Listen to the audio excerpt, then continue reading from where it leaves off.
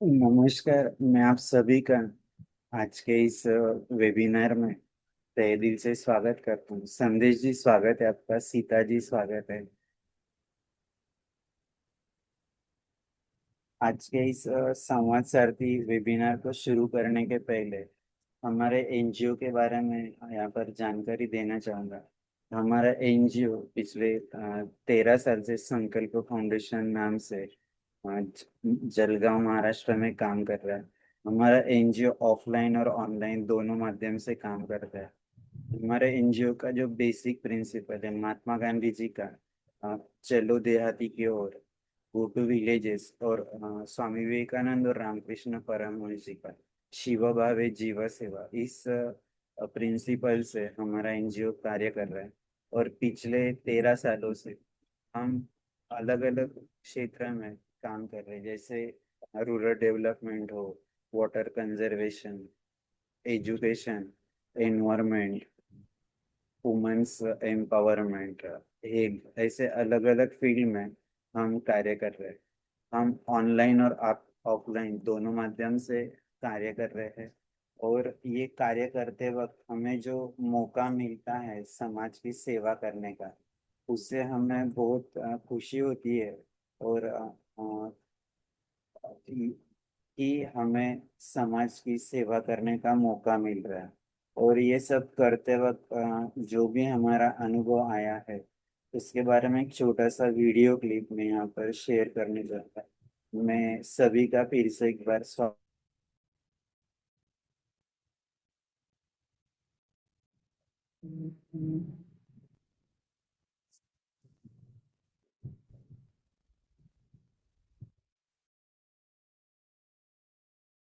निर्माणों के पावन युग में हम चरित्र निर्माण न भूलें, स्वार्थ साधना की आंधी में वसुधा का कल्याण न भूलें। माना अगम गाध सिंधु है, संघर्षों का पार नहीं है, किंतु डूबना मझधारों में साहस को स्वीकार नहीं है। जटिल समस्या सुलझाने को नूतन अनुसंधान न भूले। निर्माणों के पावन युग में हम चरित्र निर्माण न भूले, स्वार्थ साधना की आंधी में वसुधा का कल्याण न भूले। शील विनय आदर्श श्रेष्ठता तार बिना झंकार नहीं है। शिक्षा क्या स्वर साध सकेगी यदि नैतिक आधार नहीं है। कीर्ति कौमुदी की गरिमा में संस्कृति का सम्मान न भूले। निर्माणों के पावन युग में हम चरित्र निर्माण न भूले, स्वार्थ साधना की आंधी में वसुधा का कल्याण न भूले। आविष्कारों की कृतियों में यदि मानव का प्यार नहीं है, सुजनहीन विज्ञान व्यर्थ है। प्राणी का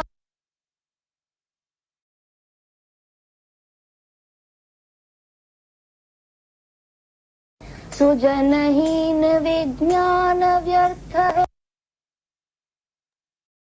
कोरोना समय जब हमारे सारी फिजिकल एक्टिविटी बंद थी तो हमने ऑनलाइन वेबिनार सीरीज शुरू किया, जिसमें अलग अलग टॉपिक हमने कवर किए, जैसे कि रूरल डेवलपमेंट हो, अलग अलग टाइप ऑफ फार्मिंग, जैसे नेचुरल फार्मिंग, यौगिक फार्मिंग, मिलेट्स फार्मिंग, और ताकि लोगों को इससे मदद मिल सके। इसके अलावा कोरोना के समय बहुत सारे लोगों को स्क्रीन का टाइमिंग बढ़ गया था, जैसे कि टीवी का स्क्रीन हो, मोबाइल का स्क्रीन हो, कंप्यूटर का स्क्रीन हो। तो उसके ऊपर कंट्रोल कैसे किया जाए, इसके बारे में हमने पेरेंट्स के लिए और स्टूडेंट के लिए ऑनलाइन वर्कशॉप रखा था। इसके अलावा हमने जो भी है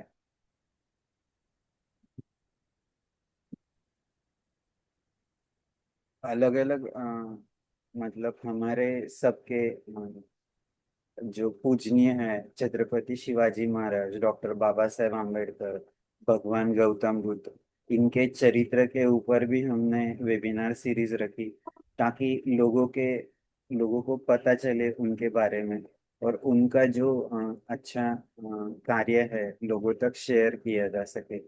इसके अलावा हमने विश्व शांति हो, water security, health and sanitation, ऐसे अलग अलग टॉपिक के ऊपर भी हमने वेबिनार सीरीज रखा। और ये प्राणी सब का करते वक्त उपकार न। ऐसे मन में आ रहा था कि हम ऐसा कुछ कर सकते हैं कि जिसमें संवाद बढ़े, लोगों के साथ संवाद कर सके। तो बहुत लोगों से डिस्कशन करने के बाद हमने तय किया कि हम संवाद सारथी वेबिनार सीरीज शुरू करते हैं।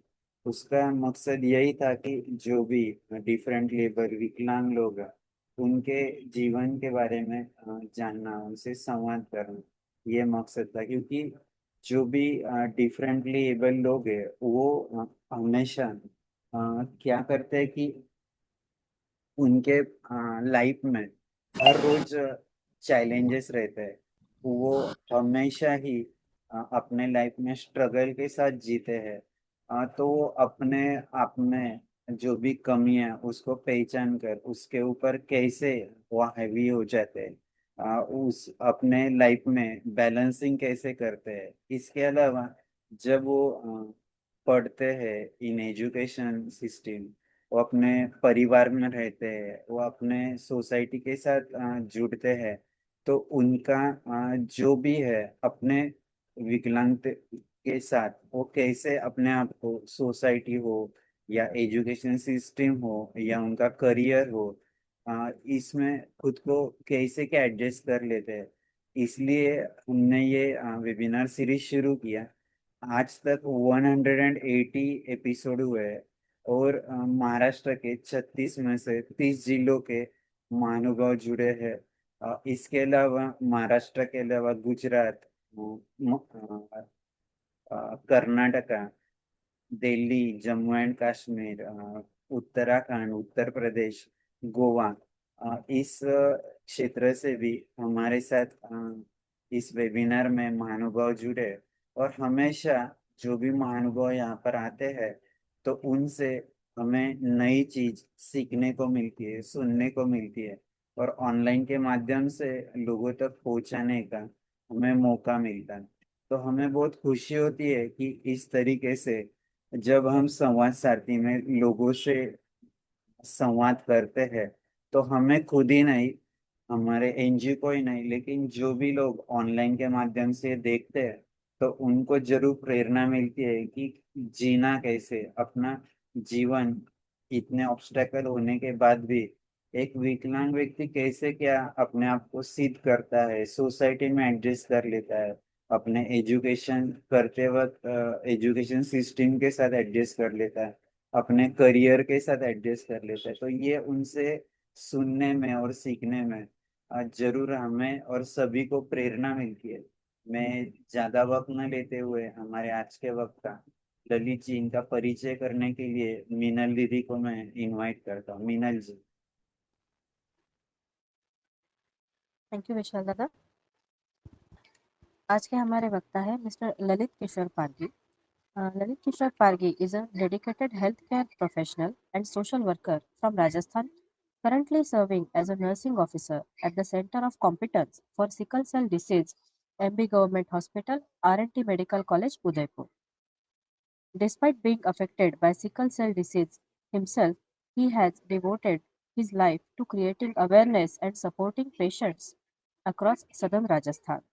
He is a founder and Sickle Cell Saksham Rajasthan Foundation and has played a remarkable role in identifying and connecting more than 500 sickle cell disease warriors at a time when awareness about the disease was very limited in the region.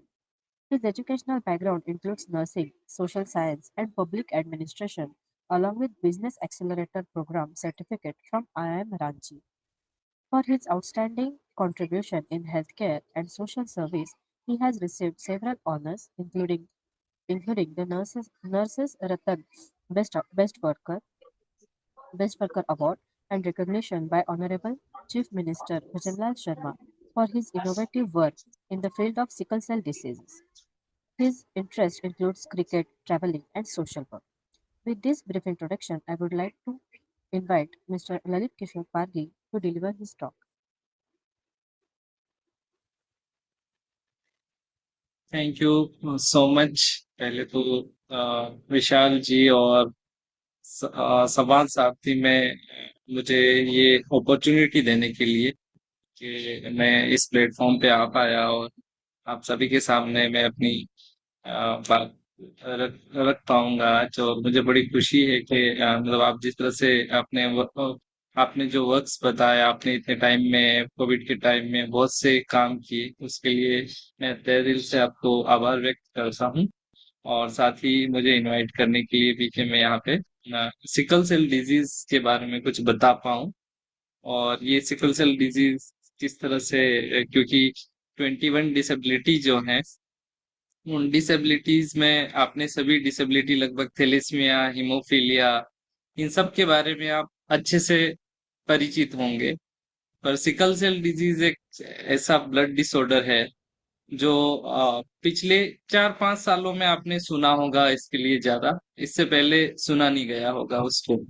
और मेरे जैसे जो लोग हैं, जो कुछ लोग हमारे साथ मेरे साथी लोग जो हैं, जो वॉरियर्स हैं, हम सिकल सेल जो डिजीज के जो लोग हैं, जो पेशेंट हैं, उनको पेशेंट ना बोल के हम लोग वॉरियर बोलते हैं। वॉरियर वर्ड इसलिए यूज किया जाता है कि हम लोगों को अपनी बॉडी के साथ हमेशा ही लड़ना पड़ता है। हम दिखने में एकदम नॉर्मल दिखते हैं, आप जैसा देख पा रहे हैं, तो हम लोग सब नॉर्मल हैं, ऐसे दिखने में नॉर्मल रहते हैं। पर ये जो डिजीज है वो मैं पहले डिजीज के बारे में थोड़ा बता देता हूँ कि डिजीज क्या है। तो सिकल सेल डिजीज जो है वो एक जेनेटिक ब्लड डिसऑर्डर है। जैसा कि आपने हीमोफीलिया के बारे में और थैलेसीमिया के बारे में सुना होगा, उसी तरह की एक ये डिजीज है। इसमें लाल रक्त कणिकाएं जो आरबीसी होती हैं, उसको ये डिजीज इफेक्ट करती है। और इसमें अगर मदर फादर दोनों कैरियर हों तो जो बच्चा है वो डिजीज होने की संभावना होती है। सीधे शब्दों में अगर मैं बोलूं तो इसमें क्या होता है कि जो ब्लड सेल हमारी आरबीसी जो होती है, वो रेड ब्लड सेल जो है वो गोल, बाकी सामान्य लोगों में वो गोल होती है, पर हम लोगों में ये हाशिए जैसी हो जाती है या अर्धचंद्राकार हो जाती है। ये जीन चेंज के कारण होता है। और अगर मदर फादर दोनों कैरियर हैं तो बच्चे में 25% संभावनाएं होती है डिजीज होने की। तो इससे होता क्या है कि जो शेप है वो एक तो हाशिए जैसा हो जाता है या अर्धचंद्राकार हो जाता है, जिसकी वजह से जो नॉर्मल ब्लड सेल होती है वो तो बिल्कुल ही जो अपना ब्लड फ्लो होता है उसमें इजीली रन कर जाती है। पर हमारी जो सेल है वो स्टिकी हो जाती है, वो सख्त हो जाती है एकदम। और वो छोटी छोटी जो नसें होती हैं उसमें रुक जाती है। उसके रुकने से क्या होता है कि वहां पे ऑक्लूजन होता है, मतलब स्टॉप, जैसे ट्रैफिक जाम जैसी कंडीशन हो जाती है हमारी नस में। और उसकी वजह से, क्योंकि आरबीसी का काम ऑक्सीजन कैरी करना होता है, तो कैरी नहीं कर पाती है और आगे वाले ऑर्गन में वो पहुंचा नहीं पाती है। और इसका जो लाइफ सर्कल है वो सामान्य जो लाल रक्त कणिका है उसका 120 दिन होता है, पर हमारा 10 से 20 दिन ही रह जाता है। ये 20 दिन बाद ऑटोमेटिक टूटने लग जाती है। इस वजह से क्या होता है कि वो जहां पे रुकती है वहां पे भयंकर दर्द होने लग जाता है। वो दर्द इतना असहनीय होता है। अगर हम स्टडी की बात करें, साइंस की बात करें, तो अभी रिसेंटली एक पेपर पब्लिश हुआ था यूके में। उसमें ये बताया गया था कि एक डिलीवरी का जो पेन होता है, लेबर पेन जो होता है, उससे कई ज्यादा सिकल सेल डिजीज का पेन होता है। तो इतना बहुत खतरनाक पेन के साथ ये बच्चे सभी जिनको ये डिजीज है वो आते हैं। और उसकी वजह से बाकी जो ऑर्गन है वो भी धीरे धीरे डैमेज होने लगते हैं। डैमेज मतलब अगर डायग्नोस नहीं होते हैं तो पता ही नहीं चलता है अंदर ही अंदर क्या क्या चीजें होने लग जाती हैं। और क्योंकि पहले इसके लिए अवेयरनेस नहीं थी, इसलिए लोग ज्यादा मतलब डायग्नोस नहीं है। अभी आप देखेंगे बहुत कम है, पर मैं आपको बता देता हूँ, विश्व में हम तीसरे स्थान पे हैं। तीसरे नंबर पे आते हैं सिकल सेल डिजीज को लेके, अफ्रीकन कंट्रीज के बाद में हम लोग हैं। पर यहाँ पे अवेयरनेस की थोड़ी कमी थी, इस वजह से बहुत से बच्चे ऐसे भी रहे जो 0 से 5 साल की एज में ही मोस्टली एक्सपायर हो जाते हैं बिना पता चले। क्योंकि ये जो डिजीज है वो मल्टीपल सिम्टम्स के साथ आती है। मल्टीपल सिम्टम्स में बोले तो इसमें बार बार बुखार आता है, बार बार खून की कमी हो जाती है, बच्चा बहुत शरीर दर्द करने का और जॉइंट्स पेन बताता है। जॉइंडिस जैसे लोग ट्रीट किए जाते हैं, जैसे जॉइंडिस है तो आंखें पीली हो जाती है, बॉडी है वो येलो हो जाती है, उस तरह से होता है। साथ ही स्प्लीन है वो बड़ी हुई रहती है। तो ये बहुत से सिम्टम्स होने की वजह से इसको डायग्नोस नहीं कर पाते हैं। तो ये एक तरह से ये डिजीज के बारे में मैंने बताया। और मैं अभी स्टार्ट करता हूँ कि क्योंकि मैं live with sickle cell disease हूँ, मैं सिकल सेल के साथ हैं और मैं भी सिकल सेल वॉरियर हूँ। तो मेरी जो स्टोरी है वो कुछ इस तरह की है कि मैं एक राजस्थान के दक्षिणी राजस्थान के एक बांसवाड़ा जिले का रहने वाला हूँ। और बांसवाड़ा जिला है वो बिल्कुल गुजरात और मध्य प्रदेश बॉर्डर पे आता है, जो लास्ट जिला है। और मैं एक ट्राइबल कम्युनिटी से आता हूँ और वहाँ पे ट्राइब्स जो हैं वो 80% के आसपास रहते हैं। तो ये जो प्रिविलेंस है वो अगर अगर हम सिकल सेल डिजीज की बात करें तो मध्य भारत में ज्यादा है, और हमारा राजस्थान में ये नीचे की तरफ है। पर जब मैं मेरा बर्थ हुआ, मेरा बर्थ होने के बाद मुझे जो सिम्टम्स हैं इसके, वो 6 महीने के बाद मतलब साल भर के जैसे ही हुआ मैं, और मुझे ये दिक्कतें होनी स्टार्ट हुई। दिक्कतें कुछ इस तरह की थी कि मेरा ब्लड है वो कम हो रहा है, एच बी मेरा डाउन हो रहा है, और मुझे बार बार फीवर आ रहा है और मैं बार बार बीमार हो रहा हूँ। तो आप सभी जानते हैं कि अगर एक छोटा बच्चा है जो बीमार होता है तो हम लोग पीएससी सीएससी, जो हमारा मतलब प्राइमरीली, या हम नीचे के जो सब सेंटर हैं वहां से स्टार्ट करते हैं, वहां पे दिखाया ठीक नहीं हो रहा है। पीएचसी पे गए, वहां पे ठीक नहीं हुआ, बुखार है वो कंट्रोल नहीं हो रहा है और मेरा ब्लड है वो कम हो रहा है, मतलब एज भी मेरा कम है। और बच्चा क्राई करता है, छोटा होता है तब ऐसा, वो बता तो पाता नहीं है कि मुझे क्या दिक्कत है। फिर जैसे वहां से नहीं हो रहा है तो आगे की तरफ गए, तो हम डिस्ट्रिक्ट हॉस्पिटल गए। मेरे मदर फादर, क्योंकि मेरे फादर गवर्नमेंट सर्वेंट ही थे और एजुकेटेड फैमिली है, तो वो डिस्ट्रिक्ट हॉस्पिटल लेके गए। वहां पे भी जाके पता किया तो फिर उन्होंने कहा कि नहीं, एडमिट करना पड़ेगा। फिर क्योंकि जब बच्चा छोटा है तो हम सोचते हैं एक बार तो बीमार हो गया है तो ठीक है एडमिट कर देते हैं। एडमिट हो गया, 3-4 दिन बाद जब मैं ठीक हुआ, एंटीबायोटिक लगे, ये सब चीजें हुई। 4-5 दिन बाद जब डिस्चार्ज करके घर पे ले आए, थोड़े दिन बाद ये प्रक्रिया वापस से स्टार्ट हुई। वापस मतलब 2-3 महीने में वापस मुझे उसी तरह के सिम्टम्स आ रहे हैं, मुझे दर्द हो रहा है, मुझे ये सब चीजें हो रही हैं। अब घर वाले ये सोचे कि वापस क्या हुआ, वापस वही चीजें, पीएससी सीएससी डीएच।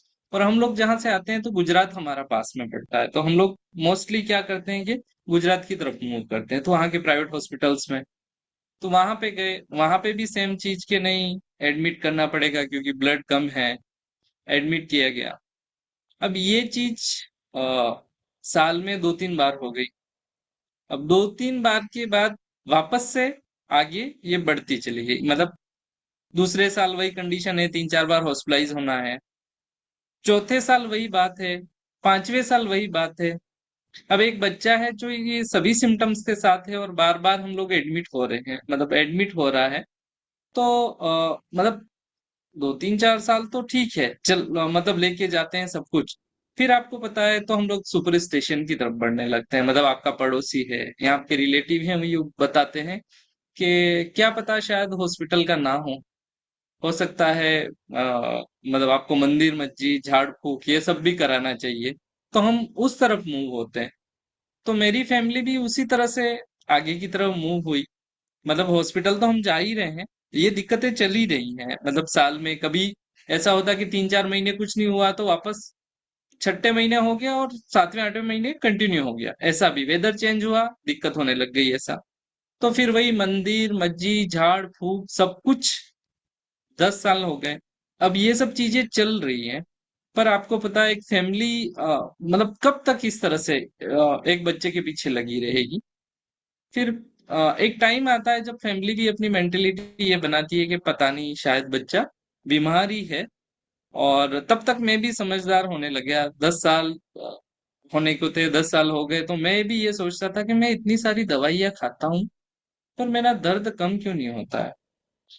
उस टाइम तक मुझे वो जो जॉइंडिस के लिए माला वाला ये सब चीजें, क्योंकि जॉइंडिस जैसे ट्रीट किया जाता था मुझे कि आपको जॉइंडिस है शायद, मतलब पीलिया हो गया है और पीलिया के लिए दवाई चल रही है ऐसा। तब तक ठीक था। फिर मैंने भी धीरे धीरे फैमिली को थोड़ा बताना कम किया, क्योंकि मैं देखता था मेरी फैमिली मेरे पीछे परेशान हो रही है और वो अपनी तरफ से सब कोशिश कर रही है, पर पता नहीं मैं ही ठीक नहीं हो पा रहा हूँ ऐसा। फिर जब मैं 12th में था तो मेरा बायो था, साइंस बायो था, और मैं जहाँ से आता हूँ वहां पे सब जगह पहले बायो नहीं था, तो मुझे 30 किलोमीटर ट्रैवल करना पड़ता था। तो मैं रोज सुबह शाम 30-30 किलोमीटर ट्रेवल करता था बस में और इसमें। मॉर्निंग में जल्दी सुबह चला जाता था। उस दौरान ये भी हुआ कि हो सकता है मैंने बराबर अपना ध्यान नहीं रखा खाने के लिए, और ये क्योंकि हम उस टाइम 12th में इतना समझ भी नहीं पाते थे और ना मुझे पता था कि मुझे ऐसी कुछ प्रॉब्लम है। पर इस बार अक्टूबर के आसपास मुझे एक सीवियर पेन हुआ नाइट में जब सोया था मैं।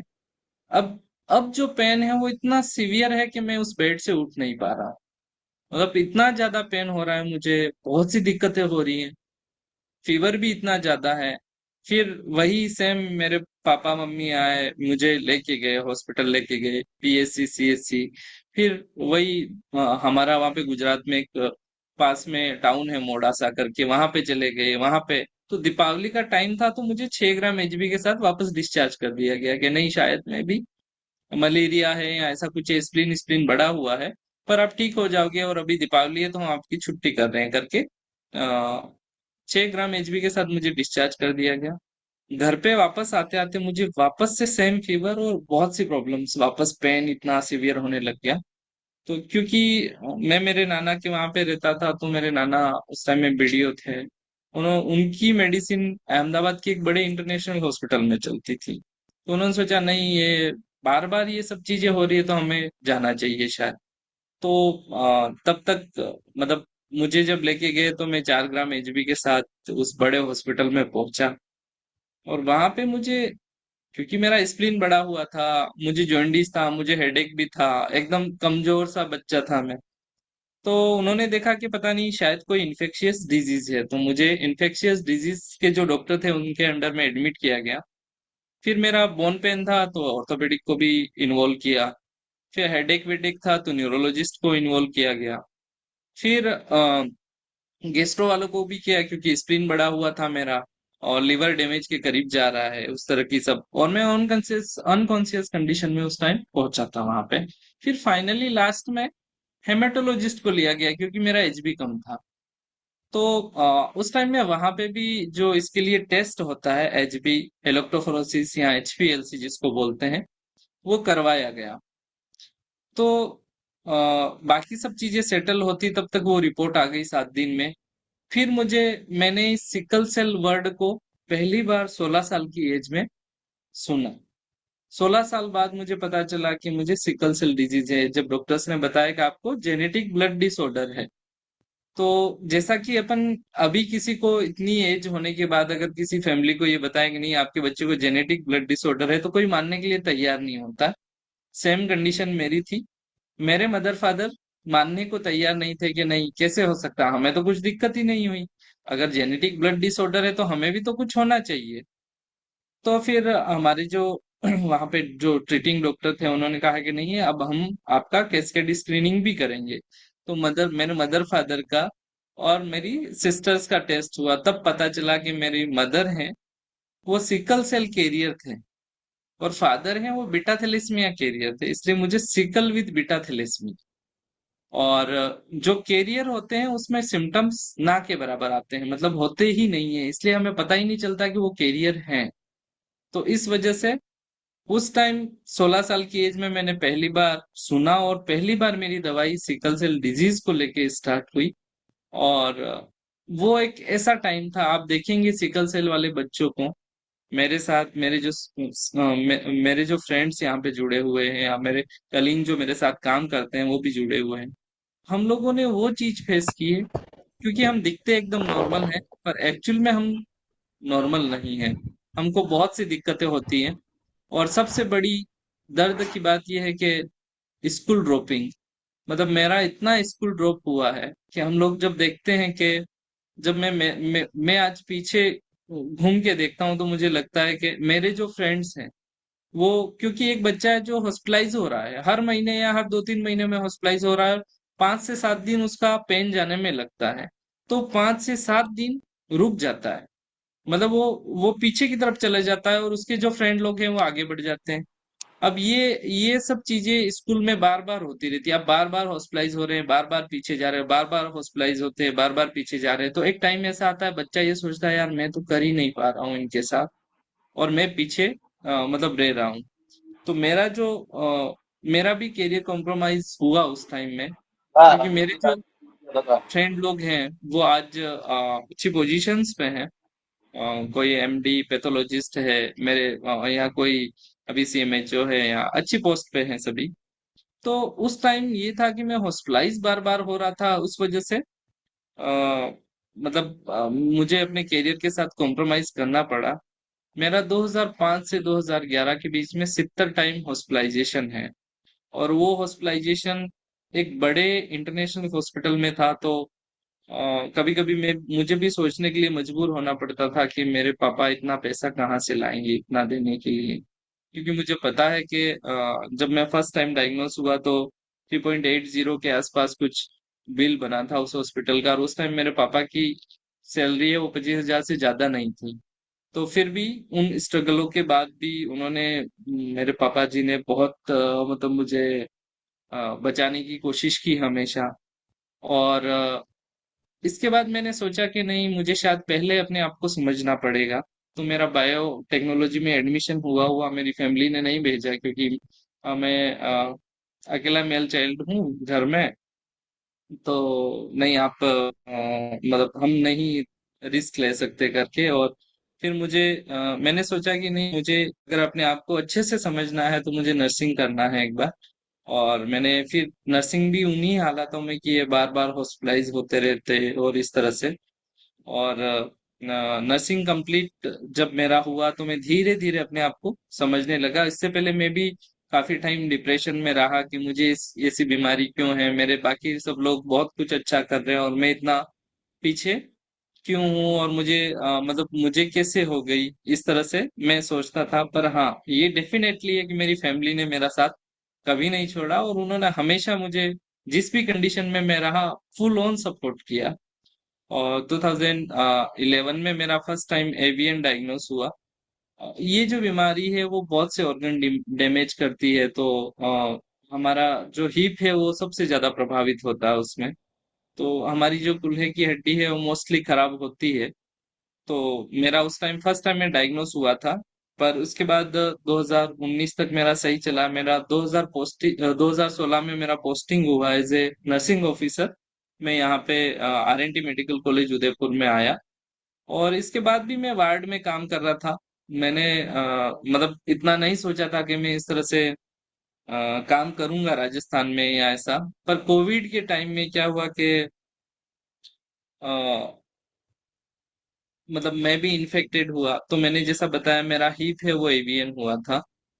तो वहां पे मैं कोविड तो नेगेटिव हो गया, क्योंकि मैं हेल्थ केयर प्रोफेशनल भी हूँ, तो मुझे कोई किसी की वजह से इन्फेक्शन मिल गया। तो कोविड तो नॉर्मल हो गया मेरा, पर जो हीप जो है उसमें फ्लूइड कलेक्ट हो गया, और दोनों हीप में फ्लूइड कलेक्ट होने की वजह से मैं चल नहीं पा रहा था। और चल नहीं पा रहा था तो फिर मतलब वो पेन इतना सीवियर रहता है कि हम ना तो देख पाते हैं ना सहन कर पाते हैं, हमें समझ में नहीं आता है कि हम किस तरह से उस पेन को खत्म करें। तो वो पेन बहुत ज्यादा था। तो उस पेन को कम करने के लिए मुझे जो एनाल्जेसिक लगे, जो काफी हायर एनाल्जेसिक थे, तो उनकी वजह से मेरा रेस्पिरेटरी डिस्ट्रेस हो गया। और रेस्पिरेटरी डिस्ट्रेस होने की वजह से मेरा मैं वेंटी पे चला गया था। और वेंटी पे जब गया तो वेंटी से रिवाइव हुआ। उसके बाद पता चला कि मुझे एक इंजेक्शन लग रहा है, क्योंकि उस टाइम में क्या हुआ कि मुझे यहीं उदयपुर में ही हॉस्पिटलाइज होना पड़ा। क्योंकि कोविड के टाइम में न तो यहाँ पे फ्लाइट चल रही थी, न बस चल रही थी, न क्या बोलते हैं अपना ये ट्रेन चल रही थी, इस वजह से। तो जब मैं यहाँ पे एडमिट हुआ तो उस दौरान में क्या हुआ कि मेरी फैमिली को यहाँ के जो डॉक्टर्स थे उन्होंने बताया कि एक इंजेक्शन नया आया है, जो ये पेन है वो सब कुछ खत्म कर देगा। और ये 7 से 8 इंजेक्शन लगाने होंगे और आपका लड़का है वो पेन फ्री हो जाएगा। तो फैमिली बहुत कुछ इन्वेस्ट कर चुकी थी, चाहे वो सोशल हो, मेंटल हो, इकोनॉमिकल हो, सब कुछ चीजें। तो उन्होंने सोचा कि चलो, अगर पेन खत्म हो जाता है तो हम सब कुछ करने के लिए तैयार हैं। पर जब मैं उस मेंटी से बाहर आया तो मैंने देखा एक कीमो प्रोटोकॉल के साथ मुझे कोई ड्रग लग रहा था। तो मैंने पूछा कि ये कौन सा ड्रग है मेरी फैमिली को, तो उन्होंने बताया कि कोई नया ड्रग आया है और वो जो ड्रग है वो आपका पेन खत्म कर देगा। तो क्योंकि मैं सिकल सेल के बारे में जानता था, तो मुझे जहां तक पता है सब अभी तक एक ही दवाई है, पर अभी कौन सी दवाई नहीं आई। तो मैंने जब सर्च किया तो पता चला कि एक नया इंजेक्शन आया है, जो ट्रायल बेसिस है, मतलब इंडिया में अभी अप्रूव्ड भी नहीं हुआ है पूरी तरह से, वो ट्रायल में चल रहा है। और ट्रायल बेस आप जानते हैं, जब ट्रायल चलता है तो फ्री ऑफ कॉस्ट होते हैं, पर मेरी फैमिली को चार्ज किया गया।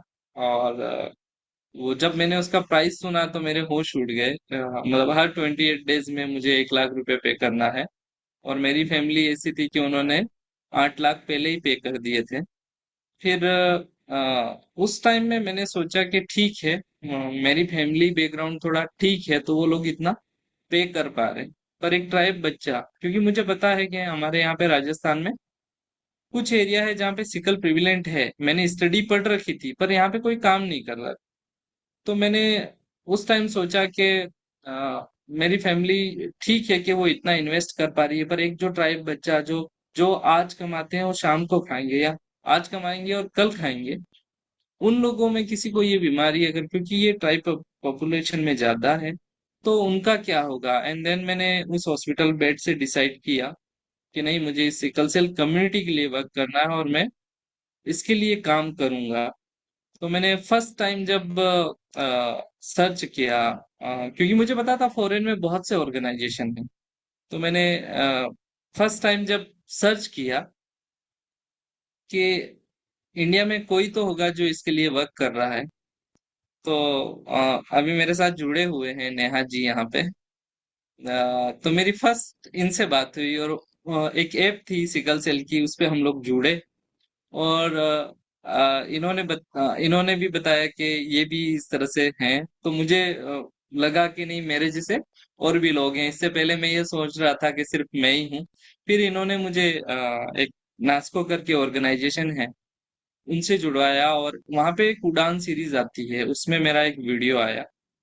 तो उसके बाद मैं उनसे जुड़ा और पता चला कि नहीं, महाराष्ट्र में तो बहुत से पेशेंट हैं। सिर्फ महाराष्ट्र क्या, उत्तर जो मध्य भारत है उसमें बहुत से हैं, छत्तीसगढ़ में है। और पहले मैं ये सोचता था कि सिर्फ मैं अकेला हूँ। फिर हमने यहाँ पे धीरे धीरे जब मैंने गवर्नमेंट में ये एडवोकेसी स्टार्ट किया सिकल सेल के लिए, तो फर्स्ट टाइम जब मैं बात किया यहाँ पे, यहाँ राजस्थान गवर्नमेंट में जो कोऑर्डिनेटर थे उनके साथ कि सिकल सेल के लिए कुछ किया जाए, तो उन्होंने मुझे भगा दिया। फर्स्ट के 2 बार तो नहीं नहीं, राजस्थान में कोई सिकल सेल नहीं है करके। एंड देन फिर मैंने अपना जो ट्रैक है वो थोड़ा चेंज किया, और पेशेंट एडवोकेसी प्रॉपर करने के लिए नास्को का हेल्प भी मिला हमें। और हमने एक ऑर्गेनाइजेशन फाउंड किया, जो कुछ लोग थे जो यहाँ पे मुझे जानते थे या जिनको पता था, तो हमने 5-10 लोगों जो एजुकेटेड थे और जिनके बच्चों को ये डिजीज थी उनको ढूंढा, और पता चला कि इन लोगों को भी है। तो हमने मिल के एक ऑर्गेनाइजेशन बिल्ड किया जिसका नाम था सिकल सेल सक्षम राजस्थान फाउंडेशन। क्योंकि हमारे पास इससे पहले कोई प्लेटफॉर्म नहीं था राजस्थान में आवाज हमारी उठाने के लिए। तो हमने सिकल सेल सक्षम राजस्थान को फाउंड किया और वहां से हमने जर्नी स्टार्ट की। उस टाइम हमारे पास कोई फंड नहीं था, तो मेरी जो सैलरी आती थी वो सैलरी हम उसमें डाल देते थे। और मेरे फ्रेंड जिन्होंने मेरा दर्द देखा है, मतलब अभी तक मैं 3 बार वेंटिलेटर पे गया हूँ, और लास्ट मेरा वेंटिलेटर जो है वो अभी 2024 में अगस्त में मैं वेंटिलेटर पे था, 46 सेचुरेशन के साथ रिवाइव हुआ हूँ। मेरा स्प्लीन ऑब्स्ट्रक्शन की वजह से स्प्लीन रिमूव करना पड़ा, मेरा गालब्लैडर रिमूव करना पड़ा। अभी मैं हिप रिप्लेस एडवाइस पे हूँ, मेरा बायलेटरल हिप भी खराब है। तो ये स्टोरी सिर्फ मेरी नहीं है, ये हर हर बच्चे की है। तो हम लोगों ने जब वो जो मेरे दोस्त थे जिन्होंने मेरी सब प्रॉब्लम्स में साथ दिया और देखा, तो वो लोग वॉलेंटरी हर हर संडे को हम लोग स्क्रीनिंग के लिए, जब ये मिशन आया भारत में आज सिकल सेल उन्मूलन मिशन 2047 भारत सरकार ने लॉन्च किया 2023 में 1 जुलाई को। उससे पहले हम लोग गांवों में जा जाके स्क्रीन करते थे, हम पता करते थे कि कौन बच्चा है जिसको ये डिजीज है उस तरह से। तो हर संडे को और मेरे फ्रेंड लोग मेरे साथ हो जाते थे। उस तरह से हम धीरे धीरे धीरे करके हम राजस्थान में अवेयरनेस पैदा करने में करने लगे। फिर हमने सोचा कि क्यों ना उसको लार्ज लेवल पे किया जाए। तो छोटा उदयपुर है, वहां पे एक ट्राइब फेस्ट लगा था, जहाँ पे 6-7 स्टेट के लोग आते हैं। तो हमने सोचा कि क्योंकि ट्राइब पॉपुलेशन, पहले हम ये सोचते थे कि ट्राइब पॉपुलेशन में ये ज्यादा है, तो हमें उसके लिए वर्क करना है। तो हमने वहां पे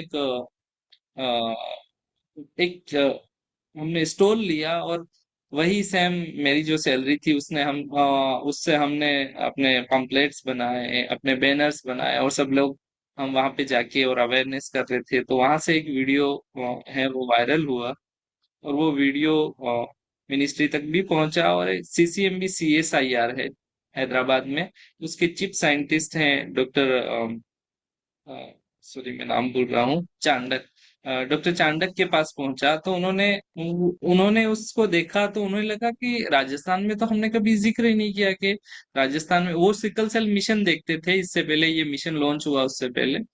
तो उन्होंने मुझसे कनेक्ट किया और कनेक्ट करके पूछा कि आप बताइए राजस्थान में सिकल सेल के पेशेंट हैं क्या। तो मैंने कहा कि हाँ सर हैं। और उन्होंने फिर बोला कि मैं सोच रहा हूँ कि मैं उदयपुर आके वहां पे कुछ करूँ, मतलब आप लोगों की हेल्प कर पाऊँ। इससे पहले राजस्थान में कोई मेडिसिन नहीं अवेलेबल थी राजस्थान गवर्नमेंट में, और कोई स्क्रीनिंग भी नहीं होती थी।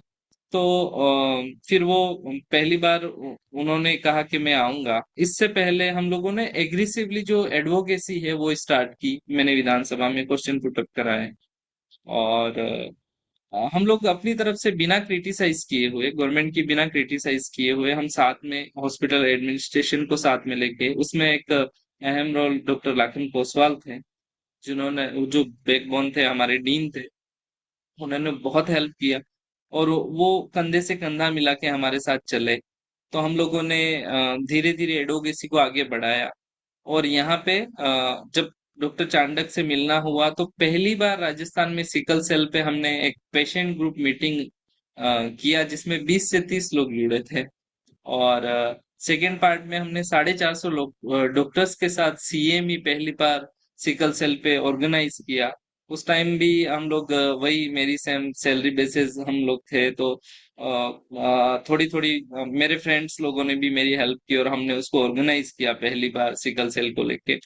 और फिर हमारे हॉस्पिटल एडमिनिस्ट्रेशन ने, हमारे जो पॉलिटिकल लीडर हैं उन्होंने, और हमारा पेशेंट जो एसोसिएशन है, और हमारा ये सिकल सेल सक्षम राजस्थान फाउंडेशन है, हम सब ने मिलके गवर्नमेंट को लिखा कि हमें सख्त जरूरत है यहाँ पे एक ऐसा केंद्र बनाया जाए जिसमें उत्कृष्टता केंद्र हो, और वो सेंटर ऑफ एक्सीलेंस हो, जिसमें सिकल सेल के लिए पूरी तरह से वर्क हो। तो उस टाइम के तत्कालीन जो CM थे अशोक गहलोत जी, उन्होंने हमारी वॉइस को सुना। और हम भारत का दूसरा सेंटर ऑफ एक्सीलेंस यहाँ पे लेके आए, और 30 करोड़ पास करा दिए हमने उस सेंटर के लिए। और क्योंकि उस time dean doctor Lakhan Koswal थे, तो उन्होंने कहा कि तुमसे अच्छा इसको कोई संभाल नहीं सकता है करके, हम 3 लोग वहाँ पे nodal officer doctor Lakhan Koswal रहे, और मैं वहाँ का नर्सिंग इंचार्ज बना। और उस टाइम हम 30 बच्चे थे और आज 3 साल में हम 600 बच्चों को ढूंढ पाए हैं। और 600 बच्चों के साथ हम लोग अभी मतलब यहाँ पे काम कर रहे हैं। एक टाइम था जब वो मतलब जो कोऑर्डिनेटर थे और उनकी तरफ से ये बोला गया था कि नहीं, यहाँ पे कोई सिकल सेल नहीं है। पर आज वो मजबूर हैं कि वो सब चीजें, क्योंकि यहाँ के 9-10 डिस्ट्रिक्टों में हम लोग ही वर्क करते हैं। सिकल सेल सक्षम राजस्थान फाउंडेशन जो है वो गैप्स को फुलफिल करता है। हम ये चाहते हैं कि सभी चीजें जो है वो गवर्नमेंट सेक्टर में आए, ताकि हर हमारा जो वॉरियर जो आज तक डायग्नोस नहीं हो पाया है वो डायग्नोस हो। हालांकि जो मैंने बताया कि जो मिशन आया है उसमें बहुत से बच्चे डायग्नोस हुए हैं। और हमें पता चला कि करीबन 3,000 बच्चे जो हैं वो अभी राजस्थान में इन 10 जिलों में हमने आइडेंटिफाई किए हैं। और वो लोग बहुत जल्दी अभी सेंटर की तरफ रूट करने वाले हैं।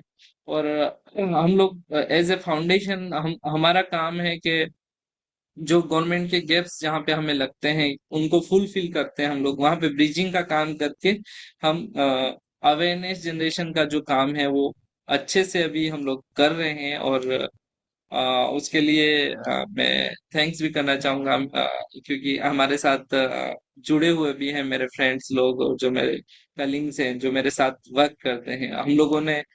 हम कोशिश कर रहे हैं कि ये पूरी तरह से जो इस सिकल सेल डिजीज के लिए जो अवेयरनेस नहीं है उसको और अच्छे से बढ़ाएं। और जो हेल्थ केयर प्रोफेशनल अवेयरनेस है, जैसे बहुत से जो इसको ट्रीट करने वाले जो मोस्टली डॉक्टर्स होते हैं वो भी ज्यादा नहीं जानते हैं, तो उनको भी हम लोग इसके लिए रूबरू कराएं और अच्छे से इस डिजीज के लिए काम करें। तो कुछ इस तरह की मेरी जर्नी रही है। और मैंने कोशिश किया है कि मेरा एक ही एम है कि मेरे जैसे और बच्चे हैं, मतलब इस इतने सारे दर्द के साथ वो ना आए इस जीवन में। और प्रिवेंशन बहुत ज्यादा जरूरी है इस डिजीज के लिए। तो हम लोग उसी के लिए वर्क कर रहे हैं कि जो सिकल सेल अगर कोई बच्चा पैदा हुआ है सिकल सेल के साथ तो वो जल्दी से जल्दी डायग्नोस हो, उसका ट्रीटमेंट अच्छे से स्टार्ट हो और उसकी क्वालिटी ऑफ लाइफ है उसको हम सही कर पाए। और दूसरा प्रिवेंशन की तौर पे हम ये देख रहे हैं कि हम कोशिश करेंगे कि हम जैसे बच्चे इस जीवन में ना आए। अगर एक बच्चा हम जैसा अगर है तो आप देखेंगे कि इतनी सारी प्रॉब्लम्स के साथ वो आएगा। और उसकी तो प्रॉब्लम है ही, साथ में उसकी फैमिली की सोशल इकोनॉमिकल मेंटल ये सभी स्थिति खराब है। और जैसा कि 2016 की जो डिसेबिलिटी रूल्स है उसमें ये डिजीज काउंट हुई है, तो मैंने उसके लिए भी एडवोकेसी राजस्थान में की है। हमारे यहाँ पे फर्स्ट टाइम में जब मैंने एडवोकेसी स्टार्ट ही की थी तो एक नियम आया था और उसमें ये बोला गया था कि हीमोफीलिया और थैलेसीमिया के बच्चों को सिकल सॉरी सर्टिफिकेट मेरा सम्मान मेरा प्रमाण पत्र मेरा सम्मान करके एक योजना निकाली थी जिसमें इनको दिया जाए। तो मैंने जब ये ऑर्डर देखा तो मुझे लगा कि जब ब्लड डिसऑर्डर 3 है इन डिसेबिलिटी 2016 की जो डिसेबिलिटी रूल्स है उसमें सिकल सेल भी तो है, तो उसको क्यों छोड़ा गया।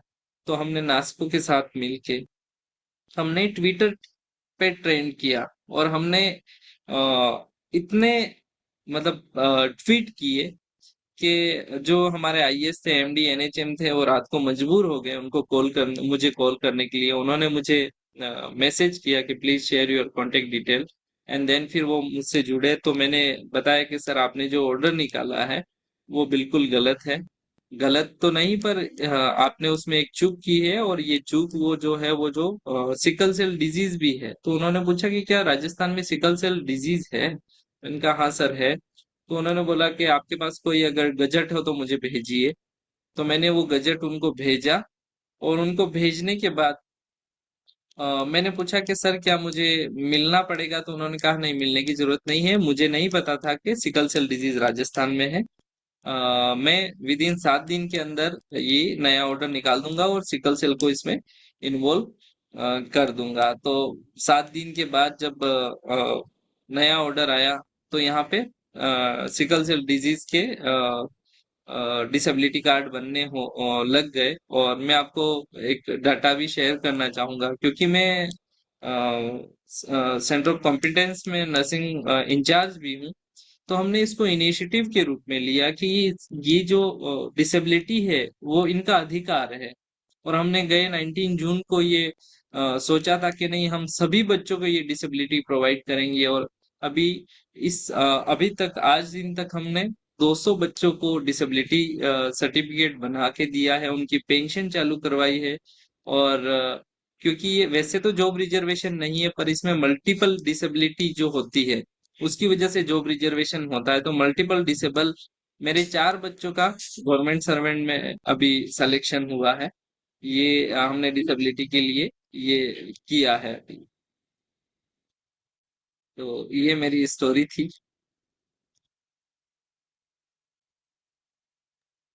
हाँ, बहुत बड़ी है आपकी जीवन कहानी है।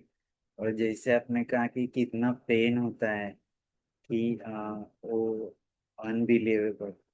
तो सबसे पहले तो आपको सैल्यूट कि इतना पेन होते हुए भी, इतने ऑब्स्टेकल होते हुए भी आप इतने अच्छी तरीके से हंस लेते हो। और दूसरी बात कि आप खुद ही दूसरों के लिए काम करते हो, तो बहुत बहुत सैल्यूट आपको।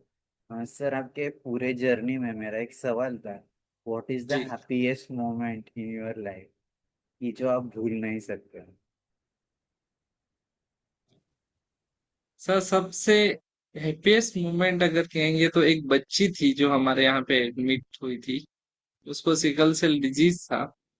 और उसको मतलब वो उस कंडीशन में थी, एक्चुअली में 2 ग्राम एचबी के साथ थी, और वो ना बचने की कगार पे थी उस टाइम में। और उस टाइम सब हमारी जो टीम है उन्होंने कहा था कि नहीं, अब मुश्किल है इसका बचना इस तरह से। तो वो डिस्चार्ज हो रही थी, मतलब डिस्चार्ज मतलब उसको बोल दिया गया था कि आप या तो ले जाइए। तो मैंने रिक्वेस्ट किया था कि नहीं, हम इस बच्ची को हम कोशिश करेंगे, कोई बात नहीं, हम इसको डिस्चार्ज नहीं करेंगे, हम अपनी तरफ से पूरी कोशिश करेंगे। और फाइनली वो 7 दिन में वो बच्ची रिवाइव हो गई। और मतलब मुझे सबसे बड़ी खुशी इस चीज की होती है कि मैं एक लाइफ बचा पाया तो मेरा जीवन है वो सफल है, ऐसा सोचा था मैंने। और वो बच्ची मतलब आप देखेंगे तो मेरी जितनी भी पीपीटीज होती हैं उसमें सबसे लास्ट उस बच्ची का फोटो होता है जो मेरे हाथ पकड़े हुए रहती है। और वो फर्स्ट फॉलोअप में, डिस्चार्ज होने के बाद फर्स्ट फॉलोअप में मेरे पास आई थी। तो मुझे मतलब वो मेरे लाइफ का सबसे अच्छा दिन था कि मतलब मैं बहुत खुश हुआ था कि नहीं, हम किसी को तो सेव कर पाए। बहुत बढ़िया सर। के लाइफ में और दूसरी चीज कि what is the worst moment in your life, in the form of physical pain, mental pain, और बाय इमोशन पेन? जी सर, सबसे बुरा मुझे तब लगता था, मैं सही बोलूं तो मैं उन दिनों में जब हॉस्पिटलाइज होता था और एडमिट रहता था, तो विद इन महीने भर में मैं वापस एडमिट हो जाता था एक बड़े हॉस्पिटल में। तो मुझे बहुत बुरा लगता था कि मेरे पापा पूरी कमाई मेरे पीछे लगा रहे हैं। इवन कभी कभी ऐसा हो जाता था कि मेरी फैमिली है वो पूरी तरह से मतलब टूट जाती थी, टूट लाइक के बोलो उस तरह से कि हम सब चीजें सब कुछ खो रहे हैं, ऐसा लग रहा था मुझे कि ना मैं मतलब कभी ऐसा लगता था कि मैं बच भी पाऊंगा या नहीं पाऊंगा, और मेरे मदर फादर मेरे पीछे सब कुछ लगा रहे हैं। तो वो बहुत बुरे दिन थे और बुरा लगता था। उस टाइम तक मैं अपने आप को समझ नहीं पाता था। हाँ, बट अब उन सब चीजों के साथ मैंने रहना सीख लिया है कि मुझे किस तरह से सर, जैसे कि आपने कहा कि आज तक आपको 3 बार वेंटिलेटर पे जाना पड़ा, तो ये होते हुए भी आपने आपका जीवन ऐसे शुरू रखा है। और इन द मतलब कैसे कि दूसरों की सेवा करते करते अपने खुद खुद को भी एडजस्ट करना है। तो what is the secret behind this? Sir कुछ नहीं है उसमें, सिगरेट तो सर कुछ नहीं है, बस ये है कि मतलब जब से मैंने इसमें काम स्टार्ट किया है तो मुझे खुशी मिलती है काम करने में। और मैं मतलब मैं ये सोचता हूँ कि अगर वही कि मैं जिस तरह से, क्योंकि अल्टीमेट गोल मेरा सिकल सेल डिजीज बन के रह गया है, मुझे उन लोगों को ढूंढना है, तो मुझे बड़ी खुशी होती है। तो मेरे आजकल मेरी जो टीम है या मेरे साथ जो लोग हैं वो सब भी इतने केयरिंग है। इवन मेरी फैमिली फुल ऑन सपोर्ट करती है। मतलब मैं हमेशा बाहर रहता हूँ, हमेशा लेट आता हूँ, मेरा ड्यूटी टाइम कुछ नहीं है, मैं सुबह 8 बजे चला जाता हूँ पर 4-5 बजे भी आता हूँ, जबकि मेरी ड्यूटी 2 बजे खत्म हो जाती है। पर मेरी जो टीम है वो, जैसे हॉस्पिटल में हूँ तो वहां पे वो लोग अच्छे से मैनेज करते हैं। मैं कभी पानी पीना भूल गया तो वो लोग याद दिलाते, नहीं तुम्हें पानी पीना है, पहले पानी वानी पियो। इवन मेरी फैमिली जो है यहाँ है, तो मेरी फैमिली एकदम पूरी तरह से डेडिकेटेड है कि उनकी सपोर्ट के बिना मैं कुछ भी नहीं हूँ एक्चुअली। तो वो लोग भी इतना सपोर्ट करते हैं। तो मतलब सिगरेट तो कुछ भी नहीं है, बस इतना सा है कि अपने आप को थोड़ा मैनेज करना है। बस इस डिजीज के साथ आप अपने आप को मैनेज करोगे तो आप बिल्कुल लॉन्ग चल पाओगे। हमारे साथ डॉक्टर रुचिता जी जुड़े हुए हैं, इनके दादा, इनको भी सिकल सेल डिजीज था और उनकी लाइफ 80 ईयर तक रही है। तो हम लोग भी डेफिनेटली, अगर हम लोग अपना ध्यान रखेंगे, मतलब हम अपनी खुद की केयर करें और इसके साथ जीना सीख ले, कि हम सिर्फ ये आइडेंटिफाई करें कि मेरा ट्रिगर पॉइंट क्या है, उतना आइडेंटिफाई कर लेंगे तो हम डेफिनेटली मतलब ऐसे चलते चले जाएंगे, और ये आपको फिर ये डिजीज जो है वो बर्डन ना लगेगा। और एक आखिरी सवाल फिर हम सभी के लिए मंच खुला करते हैं। जी। जैसे कि आप इतना मतलब डिफिकल्टी होने के बाद, डिसीज होने के बाद, डिसीज का पेन सहने के बाद भी एक ललित जी बनना हो तो लोगों ने क्या करना चाहिए? सर बहुत इजी है। वैसे तो मेरे साथ बहुत से लोग हैं जो अभी जुड़े हुए हैं हमारे साथ, वो सब पेन के साथ काम करते हैं, चाहे डॉक्टर रुचिता जी हो, यहाँ पे नेहा जी जुड़े हुए हैं, प्रमोद जी हैं, ये रेणुका जी हैं, जो जो लोग, रंजना जी, बहुत से हमारे वॉरियर्स जुड़े हुए हैं। तो ये सभी अपनी क्या बोलते हैं, अपनी लाइफ में स्ट्रगल करते हुए सब कुछ चीजें कर पा रहे हैं। बस बात इतनी है कि अगर आप ये सोच लें कि नहीं, मुझे सिर्फ अपना ना देख के बाकी उन लोगों के लिए भी देखना है थोड़ा सा, मैं मेरे जैसे और लोग हैं उनको भी मैं अगर देखूं, तो डेफिनेटली सब कुछ पॉसिबल है। और बहुत से हमारे जो वॉरियर्स हैं, मेरे कलीग्स हैं, वो ऑलरेडी ये सब चीजें कर रहे हैं।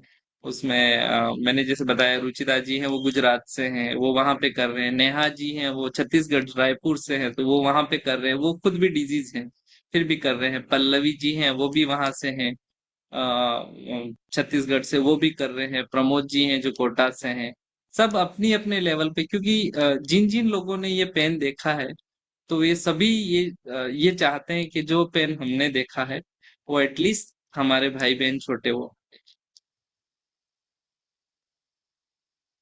बहुत बढ़िया sir, very inspiring journey of you. मैं सबसे पहले हमारे सीनियर साथी है अशोक बांसे जी, उनको रिक्वेस्ट करता हूँ कि वो बात करें, फिर हम सभी को अपनी बात रखने का रिक्वेस्ट करते हैं। बांसे जी। सर नमस्ते सर। नमस्ते जी। सर आपको आपको बताना चाहता हूँ कि हमारे महाराष्ट्र में अभी मेरी उम्र 64 साल है और मैं मेडिकल कॉलेज से वगैरह जुड़ा हूँ। तो हमारे यहाँ पे 64 साल वगैरह, तो अभी जब से मैं सिकल सेल हमारे एरिया में जब जब देखा हो, तो शुरुआत से दिनों से देखा हो, तो डॉक्टरों ने उनको ब्लड वगैरह चढ़ाने का काम करते थे और बहुत सारे लोग भी उनको ब्लड डोनेशन देते थे। आपको जी। 16 साल वो डिसीज को डॉक्टर को कैसा समझ में नहीं आया? ये सवाल बड़ा अ, मुझे ये हो रहा। जी सर, क्योंकि महाराष्ट्र पिछले 30 साल से इस डिजीज पे काम कर रहा है, और राजस्थान में इसके लिए मैंने जैसे बताया कि प्रोफेशनल अवेयरनेस जो होती है वो नहीं थी, क्योंकि मल्टीपल सिम्टम्स होते हैं। अब आप देखेंगे जॉइंट्स पेन, फीवर, ये सब चीजों में होता है। तो ये सब चीजें होती है। एनीमिया, तो जैसे एनीमिया है तो सब लोग सोचते हैं कि नहीं सिर्फ नॉर्मल एनीमिया है, इस तरह से सोचते हैं। तो मल्टीपल सिम्टम्स होने की वजह से डायग्नोस नहीं हो पाया मैं। और दूसरा ये कि प्रोफेशनल अवेयरनेस जो है, मैं तो जा रहा था बीमार होके बराबर, पर क्योंकि ये काम जो वहाँ के प्रोफेशनल थे, मेडिकल प्रोफेशनल है, उनका काम था मुझे डायग्नोस करना। और आज से 30 साल पहले हम देखेंगे तो राजस्थान, मतलब मैं जिस एरिया से आता हूँ, वहां पे इतना स्ट्रेंथनिंग जो है, जो हेल्थ केयर सिस्टम का स्ट्रेंथनिंग इतना ना था कि मतलब वो डायग्नोस कर पाते, उतनी सुविधाएं नहीं थी उस समय में। तो इस वजह से शायद मैं डायग्नोस नहीं हो पाया। मैं तो अपनी तरफ से PSC, CSC, district, even private hospital में भी हमेशा गया हूँ। तो वही है कि उसमें अवेयरनेस की जो बात हम कर रहे हैं कि जन जागरूकता सिर्फ लोगों में ना, हेल्थ केयर प्रोफेशनल में भी होनी चाहिए। क्योंकि ये सिर्फ ये जो टॉपिक है सिकल सेल का, उसमें उनकी भी गलती नहीं है एक्चुअल में, क्योंकि उन कोर्स है उसमें सिर्फ आधे पैराग्राफ या आधे पेज का सिर्फ एक टॉपिक है सिकल सेल डिजीज। तो उन्होंने भी इतना गौर नहीं किया है पहले। तो ये प्रॉब्लम रही है, उस वजह से डायग्नोस नहीं हुई। सर दूसरा दूसरा ये प्रश्न है, आपका जो फाउंडेशन है, तो जी। आपके साथ में बहुत सारे बच्चे भी जुड़े हैं, तो उनके लिए शिक्षा जी। के लिए क्या काम करते हो आप? सर हम लोग शिक्षा के लिए तो अभी फिलहाल क्योंकि हम प्राइमरी फेज में जो है वो अवेयरनेस पे वर्क कर रहे थे इतने टाइम से, क्योंकि स्कूल ड्रॉपिंग एक बहुत बड़ा कारण है। तो हम लोग हम क्या करते हैं कि पेशेंट सेशन रखते हैं, और उसमें सभी को ये गाइड करते हैं कि नहीं, आपको इस डिजीज के साथ रहना सीखना है। दूसरा ये कि हम कोशिश करते हैं कि जो टीचर्स हैं और जो वहाँ के जिन स्कूलों में या जहाँ पे ज्यादा प्रिविलेंस है उस एरिया में, उन टीचरों के साथ भी हम लोग अभी सोच रहे हैं कि इस जुलाई से हम लोग स्टार्ट करेंगे कि वहाँ के स्कूल्स में जा जाके हम लोग अवेयर करें पहले तो, क्योंकि इन बच्चों की प्रॉब्लम्स है वो कुछ अलग तरीके से है। तो उनके साथ बाकी नॉर्मल बच्चों जैसा बिहेव ना करके, और इस तरह से मतलब इस डिजीज को समझते हुए उनका हेल्प करें। दूसरा ये कि बहुत से बच्चे हमारे स्कूल ड्रॉपिंग है, तो हम लोग हमेशा गाइड करते हैं। हम लोग एक हर महीने एक हमारा यहाँ पे पेशेंट मीट जैसा एक प्रोग्राम होता है। तो उसमें हम लोग एडवाइस करते हैं कि जो बच्चे स्कूल ड्रॉपिंग हो गए, जिन्होंने छोड़ दिया है, तो उनको ओपन स्कूलिंग के बारे में बताते हैं। इवन हमने एक हेल्पलाइन नंबर हमारा डिक्लेयर कर रखा है कि किसी भी टाइप की कोई प्रॉब्लम हो तो हम लोग उनको सोल्व आउट करते हैं। और शिक्षा के लिए तो स्पेशली तो अभी तक हमने बहुत बड़ा कोई कदम उठाया नहीं है। पर मैंने जैसे बोला कि जो जो स्कूल ड्रॉपिंग है या जहाँ जहाँ प्रॉब्लम्स आती है वहां पे हम जो गैप्स हैं उसको पूरा करने का काम कर रहे हैं अभी। ठीक है सर, इसके बाद में आपका नंबर तो आ जाएगा।